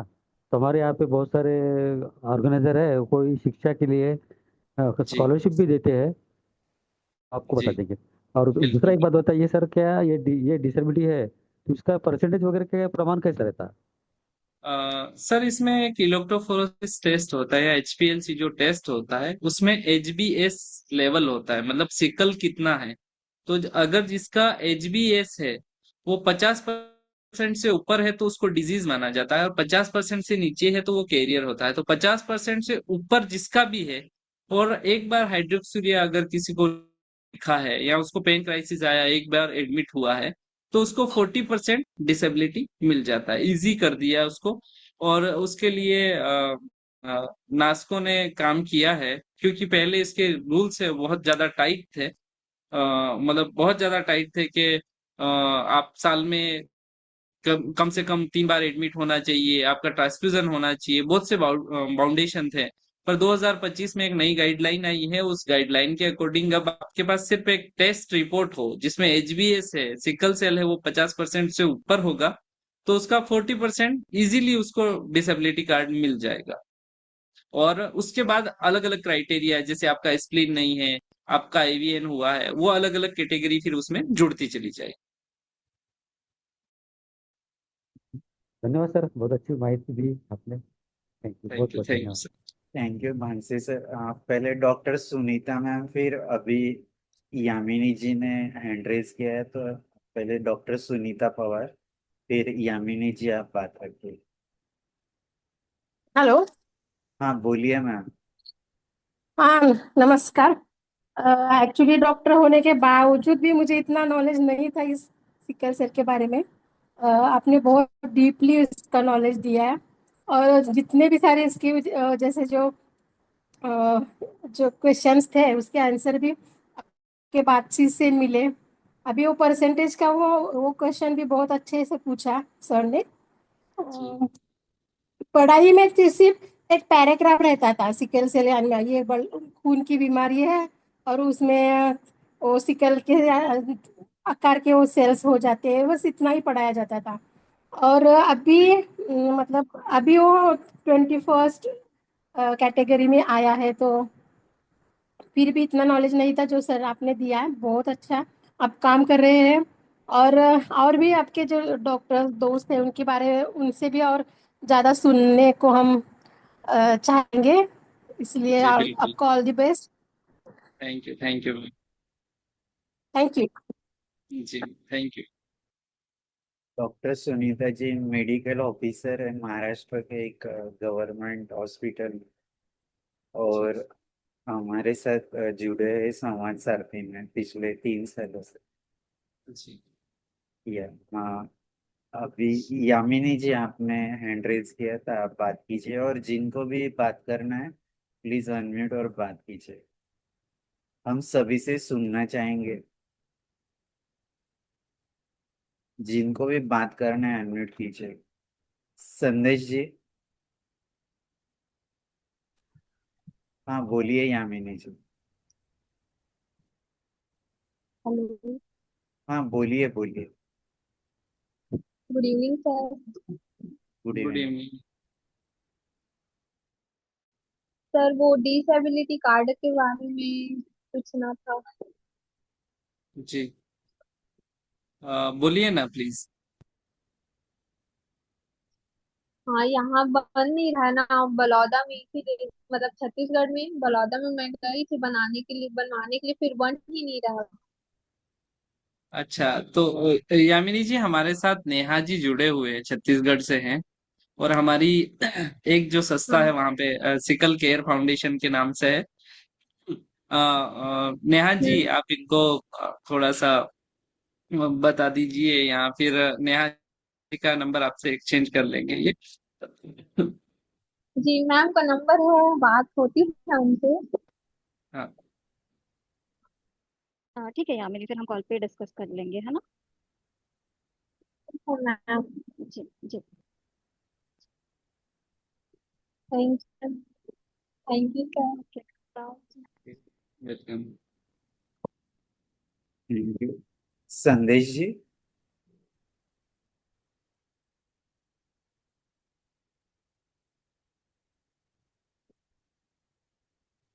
डॉक्टर रुचिता पटेल। हाँ हाँ, विशाल जी, हाँ how you? Very fine sir. तो सबसे तो पहले कैसा तो रहा, आपको ठीक लगा डिस्कशन? मतलब अच्छा, इंस्पायरिंग था, इंस्पिरेशनल था? बहुत ही इंस्पायरिंग, बहुत बहुत शुक्रिया आपका कि आपने एक अच्छे नहीं, पर्सनालिटी से मिलाया हमको। अरे जी तो बहुत जेन्युइनली ये बहुत यूनिक पर्सनैलिटी है, वो बहुत सारे लोगों के साथ सपोर्ट कर चुके हैं ऑलरेडी। और अभी एक लीडिंग पोजीशन में है जहां वो बहुत मतलब नेशनल लेवल पे कई लोगों को सपोर्ट कर रहे हैं, कई ऑर्गेनाइजेशंस के साथ, इंडिविजुअल के साथ। और मैं बहुत भाग्यशाली हूँ कि मैं आपको जानता हूँ। अगर जल बिरादरी से कभी हम या महामानव की तरफ हम कभी नहीं बढ़े होते तो कहाँ आपसे बात हो पाती मेरी। बराबर है हाँ। ठीक है, चलिए बढ़िया है। और जल्दी कनेक्ट करता हूँ, और भी लोग जो अलग अलग डिसीज में हैं या उसके लिए लीड कर रहे हैं उनको जोड़ के हम एक इंस्पिरेशनल सेशन करते रहेंगे। जैसे ललित जी ने बताया, रुचिता जी, नेहा, दो लोग मेंबर्स तो अभी हमारे लीडिंग मेंबर्स अलग अलग जगह से, तो उनको भी कभी हम सेशंस के लिए कनेक्ट करेंगे। जी जरूर संदेश।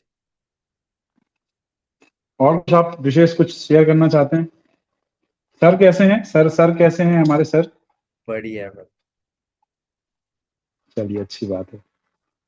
चलिए फिर जुड़ता हूँ, वो वाला सेशन भी मुझे जल्दी चालू करना है, थोड़ा सेटल हो गया हूँ तो मैं वो चालू करूंगा तो मुझे लगता है सब कुछ वापस रिपीट हो जाएगा, जैसे सर बोलते हैं कोई भी यस नया मेंबर आता है तो रिपीट हो जाती है सारी चीजें, है ना। या जरूर। चलिए ठीक है, चलिए ओके। थैंक थैंक यू विशाल जी। या प्लीज अनम्यूट जिनको बात रखना है, डॉक्टर रुचिता जी, हीरल जी, रेणुका जी। हाँ बोलिए डॉक्टर रुचिता। आ, बहुत अच्छी स्टोरी है ललित जी की। हम तो पहले से जानते हैं उन्हें, और ये स्टोरी बार बार हम लोग सुन चुके हैं और सबको बता चुके हैं और सब शेयर कर चुके हैं। यही स्टोरी हमारे लिए बहुत ही इंस्पायरिंग है और सभी लोगों के लिए बहुत ही इंस्पायरिंग है। बहुत अच्छे से काम कर रहे हैं वो राजस्थान में, और हमारे साथ जुड़ के हम लोग पहले नास्को में मिले थे और वहाँ से हमारी पहचान हुई, और हमें नेहा पल्लवी सब लोग सिकल पे ही काम करते हैं, और उनकी तरह सभी लोगों की कहानी हर एक बच्चे को पहुंचाना चाहते हैं हम, और सभी बच्चे एकदम स्वस्थ और तंदुरुस्त रहे, ऐसी हमारी शुभकामनाएं हैं। Thank you. Thank you Ruchita ji. Thank you doctor Ruchita ji, Pallavi Verma ji, Neha ji, Renuka ji, Yogmaya ji. Sir एक बात पूछना और पूछना चाहता हूँ सर, अभी अभी बोलिए। मेडिकल वगैरह के दवाई के बारे में क्या सुविधा है? सर मेडिसिन के बारे में हमारे पास अभी एकमात्र मेडिसिन है हाइड्रोक्सूरिया नाम से, जो ड्रग आती है वो है। और ये एसेंशियल ड्रग लिस्ट में शामिल हो गई है, तो हर जगह पीएससी सीएससी पे अवेलेबल है। और फ्री ऑफ कॉस्ट मेडिसिन मिलती है अपने भारत सरकार में, क्योंकि ये मिशन आया है तो मिशन के अंतर्गत भी है ये। तो सभी जगह पे ऑलमोस्ट अवेलेबल होती है, कभी कभी नहीं होती है। तो उसके लिए हम लोग गवर्नमेंट से हमेशा मतलब ये मांग करते रहते हैं कि ये बिना डिस्टरबेंस के अवेलेबल हो, क्योंकि हमारी जो लाइफ सेविंग ड्रग है वो एकमात्र यही है, जो हाइड्रोक्सूरिया के नाम से आती है। Thank you sir. जी। और किसी को बात करना है प्लीज अनम्यूट करके बात कीजिए। सर हाँ एक क्वेश्चन पूछना था। हाँ बोलिए जी डॉक्टर साहब। हेलो। जी जी बोलिए। हाँ, नहीं ये अ, मेरे को ये जो लोग हैं वो शादी करते हैं नहीं करते, जिनकी अभी है उनकी हुई है किसी की, इसके बारे में पूछने का, उसके बारे में मैं कुछ बता सकते जी मैम, एक्चुअल में क्या है कि आजकल इसमें यह हैं? है कि आपने शादियों में सुना है कि कुंडली मिलाना, तो इसमें एक बहुत इंपॉर्टेंट कंसर्न है, क्योंकि हम लोग पहले डिजीज पे ज्यादा फोकस कर रहे हैं अभी कि ये जो लोग इसके साथ रह रहे हैं उनको किस तरह से हम लोग पहले तो उनकी क्वालिटी ऑफ लाइफ को सुधार, और दूसरा कंसर्न आ रहा है प्रिवेंशन का। तो प्रिवेंशन पे हम अगर जाना चाहें तो प्रिवेंशन पे मस्ट ये है कि कुंडली मिलाओ या ना मिलाओ, रक्त कुंडली जरूर मिलानी है, सिकल कुंडली जरूर मिलानी है। तो भारत सरकार ने अभी क्या किया कि जो स्क्रीनिंग हो रही है उस पे एक कुंडली बना के दी है, कार्ड बना के दिया है। और उस कार्ड में अगर दो कैरियर हाँ। हैं तो उस कार्ड को जब मिलाते हैं, जैसे कुंडली मिलाते हैं, कितने गुण मिल रहे हैं कितने नहीं मिल रहे हैं, इस तरह से हम लोग बात करते हैं। तो वो जो कुंडली है, सिकल की कुंडली है, उसको जब हम मिलाते हैं तो उसको मिलाएंगे तो उसमें वो बताता कि अगर दो कैरियर है तो उसमें 25% चांसेस हैं बच्चों में डिजीज होने की। तो ऐसे लोगों को या तो अवॉइड करना चाहिए शादी, या फिर प्रीनेटल डायग्नोसिस पे जो प्रेगनेंसी के फर्स्ट 3 मंथ है उसमें टेस्ट कराना चाहिए बेबी का कि वो डिजीज तो नहीं है कहीं। अगर वो डिजीज है तो उसको इस जीवन में नहीं लाना चाहिए। पर क्योंकि ये कोई बाउंडेशन नहीं है, ये फैमिली जो है, अगर जो हस्बैंड वाइफ है उनका कंसर्न रहता है कि वो उसको क्या करना चाहते हैं, बच्चे को क्या लाना चाहेंगे या नहीं लाना चाहेंगे, वो एक अलग चीज है। अगर दो डिजीज शादी करते हैं तो 100% संभावना है कि सभी बच्चे डिजीज होंगे। एक जैसे अगर मेरी हाँ। बात करूं मैं, तो मैं डिजीज हूं और मेरी मिसेज है वो नॉर्मल है, तो मेरे दोनों बच्चे कैरियर है, तो हमें कैरियर से कोई दिक्कत नहीं है। कैरियर का हम प्रिवेंशन मतलब उनका अच्छे से कर सकते हैं, पर जो डिजीज है उनको नहीं लाना है, क्योंकि डिजीज एक बच्चा अगर डिजीज एक फैमिली में है तो उसका सब कुछ, मैंने जैसे बताया कि वो सब कुछ खत्म हो जाता है। तो वो प्रिवेंशन पार्ट है। तो उसके हम्म, लिए शादी से पहले ये एडवाइजेबल है कि आपको शादी से पहले टेस्ट कराना जरूरी है और कराना ही चाहिए, ताकि हम जैसे बच्चे हैं वो ना, क्योंकि जो कैरियर होते हैं उसमें कोई सिम्टम्स हम्म। नहीं होते हैं। जी। अच्छा अच्छा, ठीक है, ओके, थैंक यू।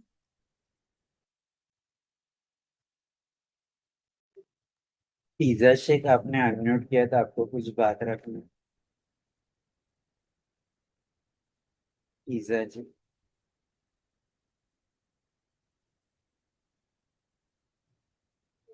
योग माया। वीवो नाम से कौन ज्वाइन है, ओप्पो नाम से?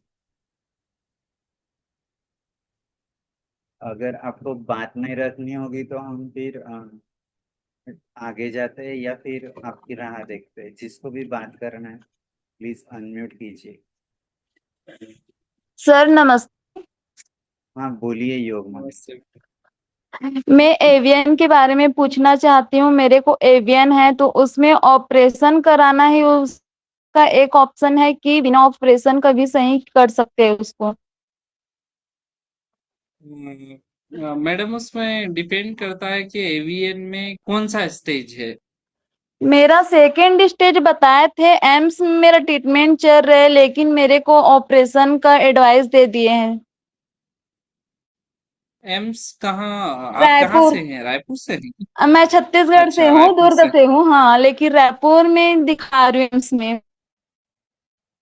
अच्छा, तो देखिए सेकंड स्टेज है तो आप बहुत ज्यादा जल्दबाजी मत कीजिए। आप क्या, आपको पेन है क्या अभी? पेन रहता है, कभी अचानक दर्द से हाँ बढ़ जाता है, कभी नॉर्मल हो जाता है। देखिए सेकंड स्टेज में एडवाइजेबल वैसे तो नहीं होता है कि सेकंड स्टेज में आपको कराना। आप फोर्थ, थर्ड या फोर्थ स्टेज में रहेंगे तब आपको एडवाइजेबल रहता है, क्योंकि ये जो सर्जरी है वो मतलब हम लोग अवॉइड करने की कोशिश करते हैं कि जितना लेट हो उतना ज्यादा बेहतर है, क्योंकि जो अपना नेचुरल जो जॉइंट है उसके जैसा वो आर्टिफिशियल जॉइंट नहीं होता, और बहुत से रिस्ट्रिक्शंस रहते हैं, आपको उठने बैठने में दिक्कत आएगी। और ये अगर आपको बहुत ज्यादा दर्द है और बहुत ज्यादा हड्डी खराब हो रही है तो ही वो एडवाइजेबल है, थर्ड या फोर्थ स्टेज में एडवाइजेबल है कि हाँ अब आप इसको ओटी कर दीजिए ऐसा। मेरा खुद का थर्ड ग्रेड जी। है ना मैडम? मैं थर्ड जी ग्रेड सर। एवियन के साथ हूँ, पर मतलब ठीक है, अभी इतना बहुत ज्यादा पेन नहीं है, तो हम उसको, आप एक्सरसाइज और इसको कंटिन्यू हम्म कीजिए, थोड़ी एक्सरसाइज कीजिए उस तरह से थोड़ा, तो आपका हम्म मतलब थोड़ा पेन कम होगा और रेंज ऑफ मोशन बढ़ेगा तो आपको ठीक लगेगा। जी सर। जी। आप नेहा जी से कनेक्ट में रहिए, आपको वो गाइड करेंगे, नेहा जी और पल्लवी जी जो। जी सर, थैंक यू।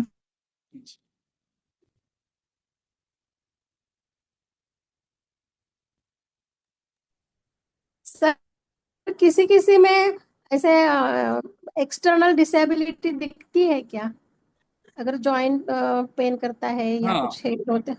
एक्सटर्नल तो जॉइंट जैसे एक्सटर्नल डिसेबिलिटी उसी को दिखेगी जिनका हिप एवियन है, उनका उनका पैर या तो छोटा हो जाएगा, या फिर वो चलने में थोड़ा सा आपको लगेगा कि हाँ ये थोड़ा सा ऐसे चल रहे, लोकोमीटर जैसी डिसेबिलिटी जैसे लगेगा। ओके।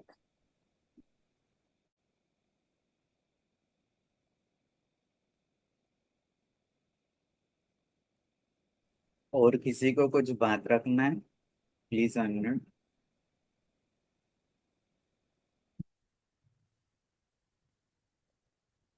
आई थिंक कोई अनम्यूट नहीं कर रहा है। ललित जी, बहुत बहुत इंस्पायरिंग स्टोरी है, तो बोलिए नेहा जी। हाँ बोलिए बोलिए। सर, मेरा सभी वॉरियर से एक रिक्वेस्ट है यार, ये जो भी सेशन हमारा चल रहा है या इसका रिकॉर्डेड लेक्चर भी अगर आप अपलोड करते हैं तो कोई सुनता है उनके लिए कि जैसे कि जैसे मैं थी, ललित सर थे, रुचिता थे, हम सभी के पास हम ही थे फैमिली में, हम एंटिक पीस ही निकले। तो मैं यही चाहूंगी कि हर कोई, आप नेगेटिव ना सोचे। आज के डेट में ऑनलाइन अगर कोई सर्च करता है तो संस्थाएं हैं, हम हैं, अलग अलग स्टेट में संस्थाएं काम कर रही है, तो कहीं ना कहीं एक दूसरे से कनेक्ट होके बातचीत करें, है ना, नेगेटिव या फिर डिप्रेशन में ना जाए। तो बस यही कहना चाहते थे sir. Thank you. Thank you Neha ji. बहुत बढ़िया सर मैसेजेस शेयर किए। हम हमारे यहाँ ना थैलेसीमिया के पेशेंट है, हीमोप्टेसिस के हैं, लेकिन सिकल सेल की इतने मेरे इसमें नहीं है मेरे जहन में। तो आपके इधर इतने ज्यादा है पेशेंट, तो उसकी क्या रीजन होगा? मैम आप कौन से एरिया से आते हैं? अभी मैं महाराष्ट्र रत्नागिरी से हूँ। अच्छा, सातारा, रत्ना। पूना, कोल्हापुर। अच्छा अच्छा, उस तरफ। हाँ मैम, उसका मैम एक्चुअली में हम जिस एरिया की बात कर रहे हैं, मध्य भारत का जो वो एरिया, मतलब ऐसा बताया जाता है, ऐसा एपिडेमियोलॉजी है कि जहाँ पे मच्छरों का प्रिविलेंस बहुत ज्यादा हुआ आज से हजारों साल हम्म, पहले, हम्म, वहां पे इस डिजीज का प्रिविलेंस पाया गया है, चाहे वो अफ्रीकन कंट्री में हो, अरब कंट्री में हो, चाहे इंडिया में हो। तो इसका सीधा सीधा लिंक ऐसा बोल सकते हैं कि हजारों साल पहले जब मच्छर बहुत ज्यादा प्रिविलेंट थे, तो क्या हुआ कि उसकी वजह से डेथ्स होने लग गई। और डेथ होती है तो आपको पता है ना, अपनी बॉडी है वो एंटीबॉडीज बनाती है। तो बराबर। ऐसा माना गया है कि ये जो सिकल सेल है वो एक एंटीबॉडी के रूप में शरीर में आया था। मतलब ये मलेरिया से प्रिवेंट करता है। जो सिकल सेल कैरियर होते हैं उनको सीरियस वाला जो मलेरिया होता है वो नहीं होता है। और तो इससे क्या, डेथ तो रुकने लग गई, पर जब दो ऐसे लोग जो मलेरिया से तो प्रोटेक्टेड थे, पर उन्होंने शादी की, तो उनके जो बच्चे थे उसमें ये डिजीज में एक नया म्यूटेशन आ गया, ऐसा बताया जाता है। तो जहाँ पे मच्छरों का प्रिविलेंस ज्यादा रहा है, वहां पे इस डिजीज को देखा गया है, ऐसा बताया गया है। जो कैरियर है उनको भी ट्रीटमेंट लेनी पड़ती है क्या कुछ? नहीं नहीं, कैरियर को 99% लोगों को कैरियर को ट्रीटमेंट की जरूरत नहीं होती है। पर हाँ, 1% कुछ ऐसे लोग होते हैं जिनमें बाय डिफॉल्ट कुछ प्रॉब्लमें ज्यादा होती है, तो उनको लेने की जरूरत होती है। अदरवाइज 99% लोगों को कोई ट्रीटमेंट नहीं चलता, उनको तो पता ही नहीं चलता है कि उनके अंदर सिकल भी है। और गवर्नमेंट से सिर्फ वो इंजेक्शन आपको चाहिए होता है, या फिर ब्लड ट्रांसफ्यूजन या और भी कुछ हेल्प मतलब? मैम हाइड्रोक्सीयूरिया जो दवाई है, एकमात्र दवाई है। अगर आप डायग्नोस हो गए, आप डिजीज हैं, तो आपको हाइड्रोक्सीयूरिया जो दवाई है उसको कंटिन्यू, फोलिक एसिड और हाइड्रोक्सीयूरिया लॉन्ग टाइम चलती हैं, लाइफ टाइम चलेंगी, उसका कोई अल्टरनेट नहीं है। ये मैनेजेबल डिजीज है, इसको मैनेज करना पड़ता है, आपको लाइफ टाइम दवाई लेनी पड़ती है इसके लिए। और बाकी कोई इंजेक्शन के लिए ऐसा कुछ नहीं है। पर हाँ, वैक्सीनेशन के लिए एडवाइस किया जाता है कि न्यूमोकोकल जो निमोनिया और ये होते हैं उनके लिए आपको वैक्सीन लेने की जरूरत है। बाकी तो ये वो जो ड्रग हैं वो लाइफ टाइम चलेंगी। अच्छा, और उसमें ब्लड ट्रांसफ्यूजन भी करना पड़ता जी है क्या कभी? जी, ब्लड ट्रांसफ्यूजन में मैम ऐसा है कि आपका बहुत ज्यादा हेमोलाइटिक क्राइसिस हो गया है, 7.5 ग्राम से नीचे अगर है या 8 ग्राम से नीचे अगर एच बी आता है, तो हमको ट्रांसफ्यूजन की जरूरत पड़ती है। और मतलब बहुत ज्यादा हेमोलाइटिक क्राइसिस है तो फिर पड़ती है। अदरवाइज हाइड्रोक्सूरिया एक बार स्टार्ट होने के बाद बहुत कम ट्रांसफ्यूजन की जरूरत पड़ती है, कभी कभार पड़ती है पर पड़ती है, ऐसा बोल सकते हैं। अच्छा, जो हीमोफीलिया है या उनसे थोड़ा कम जरूरी? हाँ, थैलेसीमिया से कम, थैलेसीमिया थैलेसीमिया। से कम। और ये मैम जो है वो इसका जो इनहेरिटेंस है वो फीमेल्स और मेल्स दोनों में इक्विवेलेंट होता है। हेमोफीलिया में जैसे गर्ल है वो कैरियर रहती है, ऐसा नहीं है इसमें। इसमें दोनों कैरियर रहते हैं, मेल और फीमेल दोनों इक्विवेलेंट रहते और एक क्वेश्चन सर, आपने जब शादी की तब हैं। जी भी आपके डिसीज के बारे में उनको सब कुछ पहले बताया होगा ना? जी बिल्कुल। तो अरेंज मैंने मैरिज, क्योंकि लव मैरिज? मेरी काउंस मैम मेरी लव मैरिज है एक्चुअल में।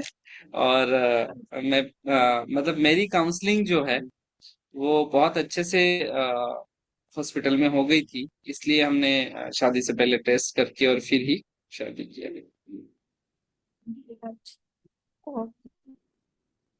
Happy married life. Thank you. Thank you doctor Sunita ji. और किसी को कुछ बात करना है?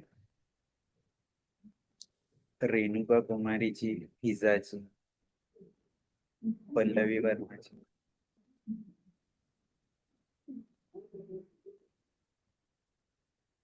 अगर कोई अनम्यूट नहीं करते तो हम आगे जाते हैं। ललित जी, बहुत ही मोटिवेशनल और इंस्पायरिंग स्टोरी है आपकी। और सिकल सेल दिखता नहीं है लेकिन दर्द बहुत है ये आज। और जैसे आपने शुरू में ही कहा कि हम पेशेंट नहीं कहते, वैरियर्स कहते हैं। जी बिल्कुल।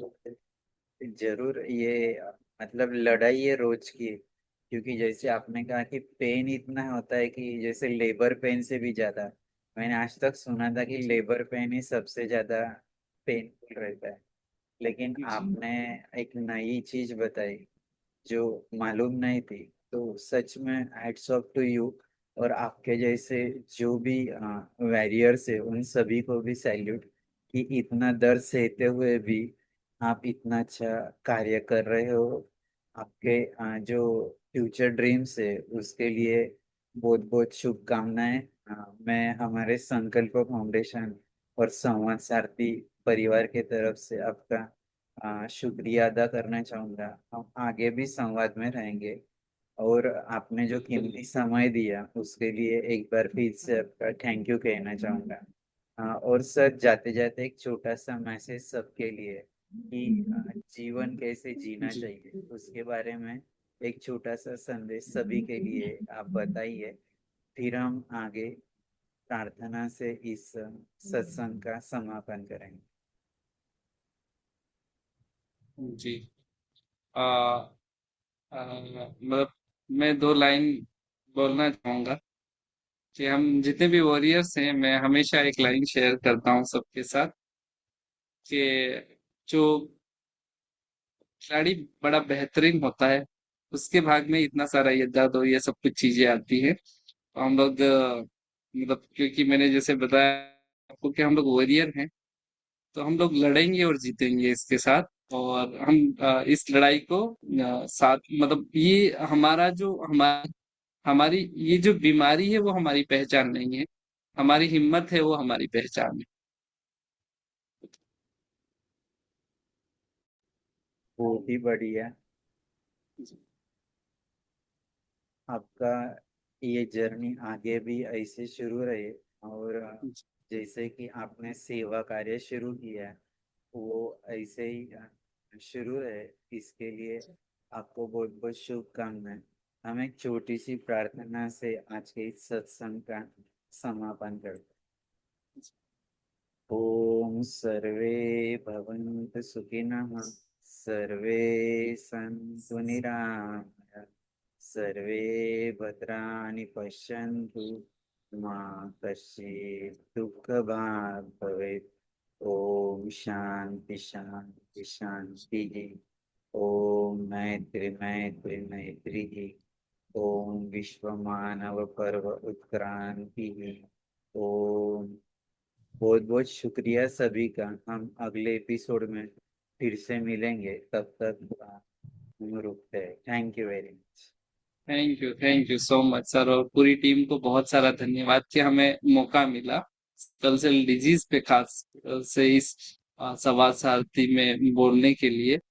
और आप सभी लोग जो मेरे फ्रेंड है वो सब जुड़े उसके लिए आप सभी को धन्यवाद। Thank you very much.